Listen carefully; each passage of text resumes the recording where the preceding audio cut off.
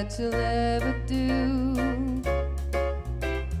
Two can be as bad as one. It's the loneliest number since the number one.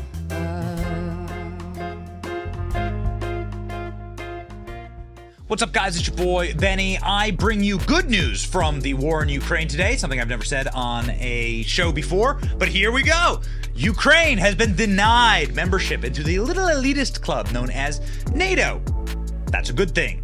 That means that we are beginning to see de-escalation in this conflict, and Zelensky is outraged, which is also a good thing, because Zelensky is a persecutor of Christians. He's a torturer of free speech and free movement and freedom of the press. He's banned elections in his nation. He is a teeny teapot dictator who's now big mad that the Biden regime, after funding him, $200 per American is what has gone to Ukraine. $100 billion is what has gone to Ukraine. Boom shakalaka. Here, we have the moment where everyone's finally, hopefully, coming to their senses. It's unprecedented and absurd in a time frame is not set to give Ukraine NATO membership. Well, that's a good thing that we don't have escalation here. I don't want to die in some trench in Ukraine. You don't want to die in some trench in Ukraine. Nobody in Ukraine or Russia wants to die in some trench in Ukraine.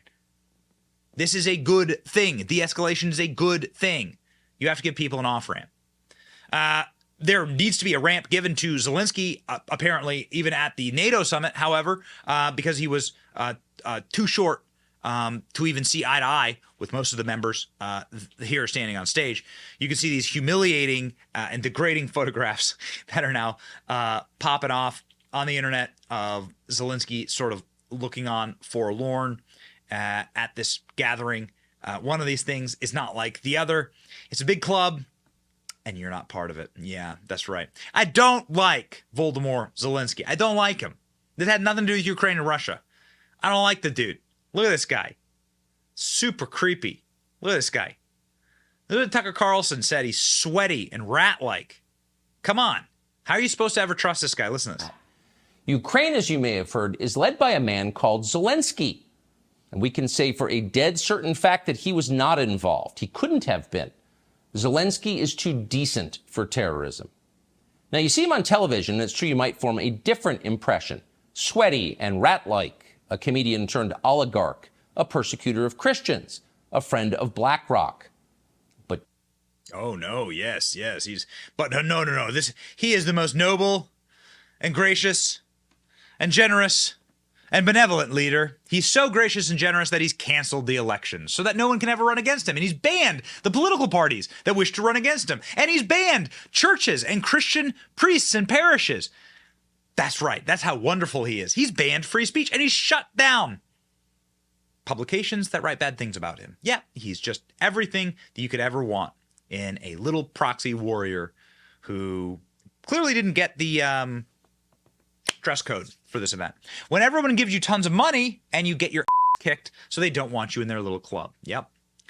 What a sweaty little drugged up creep. True. Look at this guy. Look at this guy. So ungrateful too. Today he's like at a press conference talking about how ungrateful he is for the aid that America has given him. Serious question. Why does this man, everywhere he goes, wear a military outfit, does not wear a suit? Because he is an actor and he has to look the part. He is an actor. A bad one at that. When you realize your NATO crush only likes you as a proxy. That's okay. Viktor Orban, one of the greatest leaders in the world, the president of Hungary, he is saying in a statement, we don't want to give any more weapons to Ukraine. We should be bringing peace to Ukraine. Fact check, true. Look at these photos from the NATO summit to understand the extent of Zelensky's popularity. This is the chief of NATO. How about Nair? How about Nair? How about Nair? The memes are starting too. You must be this tall to start World War III. Volodymyr Zelensky, left behind. NATO bestseller. Uh-oh. Getting ridden. I don't want Russia to win. I don't like preemptive war. I don't like defensive. I don't like any war. I don't like any war. I was tricked one time in my life. One time. I was tricked. I was young and I was dumb. And 9/11 happened. And so as a young, dumb kid, I was like, yay, war! Because Saddam or something. No, stupid. Stupid.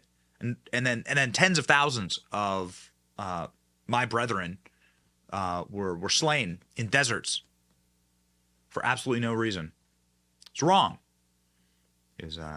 Speaking of going nuclear, there's Zelensky. Zelensky is a sad Kermit meme. Come on, let me join. Zelensky sitting at the table by himself, staring off into the abyss. Yeah, Pablo Escobar. Is it Adam Kinzinger? That's so good. When you don't know anyone at the party, or they don't want to know you. Oh, this is a good one. If you are a supporter of the war in Ukraine, you must see this photo. It is the photo you must see. And this is the clip that you must watch. The most essential clip, probably the clip that got Tucker taken off air in going so hard on the war in Ukraine. War in Ukraine had made a lot of evil people a lot of money. They don't care about Zelensky. They don't care about Ukraine. I'm your best friend, Vlad, Voldemort. I'm your best friend. I'm the best friend you got in this world, okay? These people don't care about you. They're making their own money, and you're the one suffering. You and your people are the ones suffering. As you prolong this war, it's you who suffer. And these people get rich, and then they laugh in your face and behind your back. I'm the best friend you got on this planet. I'm the one who's actually telling you the truth. You should do everything you can to come to peace and to come to terms and just be done with this.